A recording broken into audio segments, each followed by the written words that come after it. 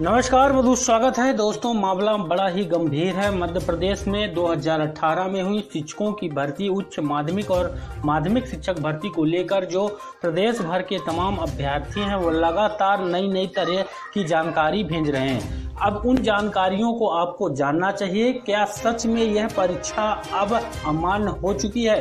तो राजपत्र जो जारी हुआ है 28 जुलाई 2018 को, उस राजपत्र के अनुसार, जो कि जिसके लिए मैंने पहले भी वीडियो बनाया है, उसके अनुसार यह भर्ती परीक्षा की जो वैधता है वह समाप्त हो चुकी है। और भी बड़े कारण हैं जिसके चलते यह परीक्षा समाप्त कैंसिल के कगार पर है। आदेश ऑफिशियल अभी शिक्षा विभाग और मध्य प्रदेश सरकार की तरफ से या पीईबी की तरफ से जारी नहीं किए गए हैं। लेकिन क्या आपके माध्यम से यह आदेश, जो 3 बड़ी परीक्षाएं अभी सरकार ने कैंसिल की है, उसको देखते हुए क्या शिक्षक पात्रता परीक्षा भी कैंसिल की जाएगी? विस्तृत जानकारी इस वीडियो के माध्यम से आपको बताने वाले हैं। अपनी राय बताएं और वीडियो को लाइक करके शेयर करें। चाहे आप पात्रता परीक्षा पास हो या फिर आप पास थे बाद में फेल किया गया, वह भी सारा खेल आपको यहाँ पर समझाने वाले हैं कि किस प्रकार से यहाँ पर दो बार परीक्षा लेके जो फेल थे उनको पास किया गया और जो पास थे उनके नंबर कम किए गए या फिर उनको फेल किया गया। तो ये पीईबी की ऑफिशियल साइट है। यहाँ पर नवीन अपडेट आए हैं, जो 3 परीक्षाएं कैंसिल की गई हैं। अब आपका ध्यान शिक्षक पात्रता परीक्षा की तरफ ध्यान आकृष्ट करना चाहते हैं।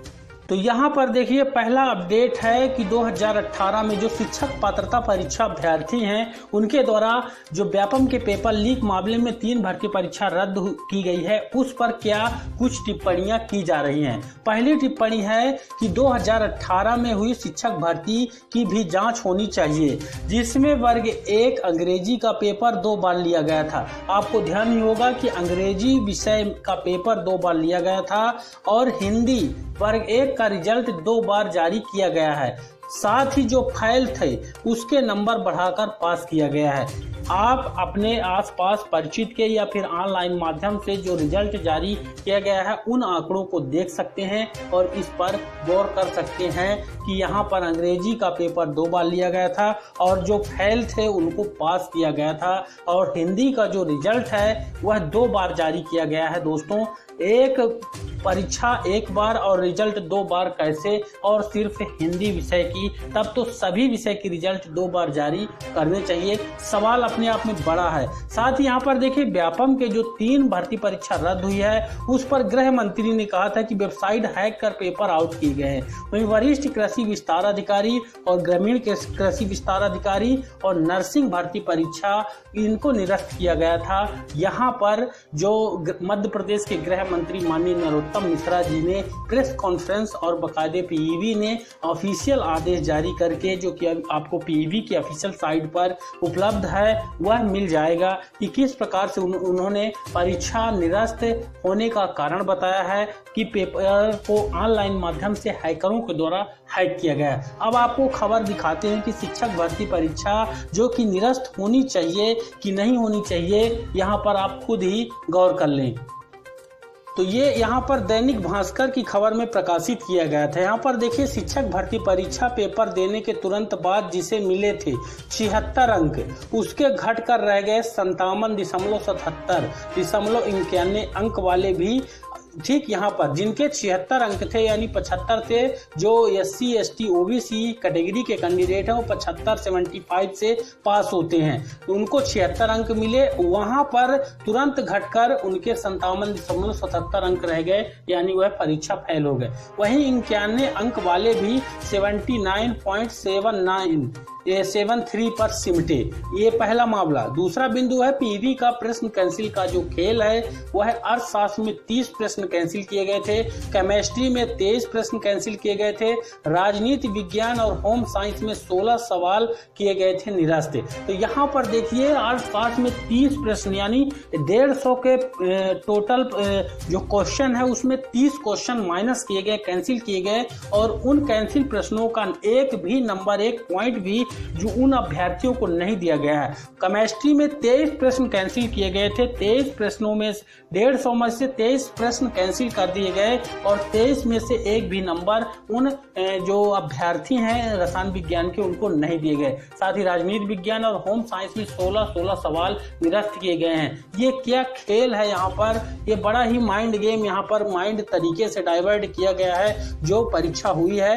क्योंकि यहाँ पर देखिए गलती बोर्ड की सजा अभ्यर्थियों को क्यों मिल रही है, गलत प्रश्न का जवाब तैयार करने वालों का क्या होगा, यहाँ पर किस विषय में कितने प्रश्न तक किए गए निरस्त। यहाँ पर आपको एक सूची दिखा देते हैं जिससे इस परीक्षा की जो यहाँ पर पारदर्शिता है उस पर सवाल हो रहा है। देखिए यहाँ पर अर्थशास्त्र में 30 प्रश्न कैंसिल किए गए, केमिस्ट्री में 23 प्रश्न कैंसिल किए गए। टोटल पूर्णांक 150 का था, 150 अंक थे और 150 प्रश्न थे, जिसमें से 30 प्रश्न अर्थशास्त्र के कैंसिल किए गए, केमिस्ट्री के 23 प्रश्न कैंसिल किए गए, राजनीति के 16 प्रश्न कैंसिल किए गए, होम साइंस के 16 प्रश्न कैंसिल किए गए, कॉमर्स के 15 प्रश्न कैंसिल किए गए और बायोलॉजी के 13 प्रश्न कैंसिल किए गए। साथ ही गणित के 11 प्रश्न कैंसिल किए गए, फिजिक्स विषय के 10 प्रश्न कैंसिल किए गए, भूगोल विषय के 10 प्रश्न, इतिहास के 10 प्रश्न और एग्रीकल्चर के 8 प्रश्न, सामाजिक विज्ञान के यहाँ पर 7 प्रश्न, संस्कृत के 5 प्रश्न और हिंदी के 4 प्रश्न, साथ ही उर्दू के यहाँ पर 1 प्रश्न कैंसिल किया गया। फिर भी यहाँ पर देखिए व्यापम की तरफ से जो जवाब आया है उसको भी आपको दिखाएंगे, साथ ही राजपत्र भी इसी वीडियो में आपको दिखाएंगे कि यह परीक्षा अमान्य क्यों हो गई है। देखिए ऐसे हुए पात्र से अपात्र जिनको उम्मीद थी वह भी निराश हुए। शिक्षक भर्ती पात्रता परीक्षा देने वाले अभ्यर्थियों के सवाल और जवाब। राजनीति विज्ञान विषय का पेपर देने वाले किरण अहिरवार को पेपर देने के तुरंत बाद कंप्यूटर पर दिखने वाले रिजल्ट में 76 अंक दिखे थे, परंतु 16 सवाल निरस्त होने के बाद बोनस अंकों सहित जो रिजल्ट आया उसमें 57.77 अंक मिले, यानी सीधे 19 नंबर कम हो गए। वे पात्र थे और पात्र से अपात्र हो गए। तो ये यहाँ पर नया खेल यहाँ पर खेला गया। 76 के 57 अंक हो गए हैं दोस्तों, यहाँ पर देख सकते हैं। और बाकायदे यहाँ पर ये किरण अहिरवार ने यहाँ पर मीडिया के सामने बयान दिया है। साथ ही बायोलॉजी विषय में कुलदीप ठाकुर को इसी तरह निराशा हाथ लगी। पेपर देने के तुरंत बाद उन्हें 91 अंक मिले, परंतु जब रिजल्ट आया तो उनके अंक घटकर 79.73 हो गए, यानी सीधे 11.27% अंक कम हो गए हैं। ठीक, आपको यहाँ पर ध्यान दिला दें कि बायोलॉजी में यहाँ पर आप देख सकते हैं बायोलॉजी का जो पेपर है उसमें 13 प्रश्न कैंसिल किए गए थे यहाँ पर। साथ ही केमिस्ट्री विषय के लिए पेपर देने वाली रोली मिश्रा को 87 अंक मिले थे। एक साथ 23 प्रश्न सवाल निरस्त किए गए। उन्हें उम्मीद थी कि ऐसे में अंक बढ़ेंगे, क्योंकि पीईबी का नियम है कि जब कोई सवाल निरस्त किया जाता है, कोई प्रश्न कैंसिल किया जाता है, तो उसके नंबर प्लस करके संबंधित जो अभ्यर्थी है उसमें जोड़ के उसका अंक सूची या रिजल्ट तैयार किया जाता है। लेकिन यहाँ पर देखिए 23 सवाल निरस्त हुए और उन्हें उम्मीद थी कि ऐसे में अंक बढ़ेंगे और वह पात्र की स्थिति में आ जाएंगे, परंतु उनके 11 अंक घटाकर 76 कर दिए गए, यानी पीईबी ने 23 प्रश्न भी कैंसिल कर दिए और उनके जो 11 अंक थे 87 से 11 माइनस करके 76 कर दीजिए।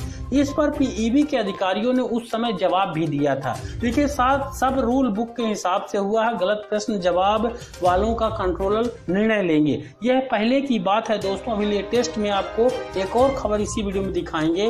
देखिए जहां तक प्रश्न निरस्त करने का मामला है, सब कुछ रूल बुक के हिसाब से होता है। जो कमेटी बनती है वह नियमों के हिसाब से निर्धारण करती है। रूल बुक के हिसाब से भी सभी अभ्यर्थियों को अंक मिलते हैं। इसमें कुछ के कम अंक होते हैं तो किसी के ज्यादा होते हैं। जहां तक ऐसे एक्सपर्ट का सवाल है जिनमें ज्यादा गलतियां निकली है, उनके संबंध में कंट्रोलर जानकारी दूंगा।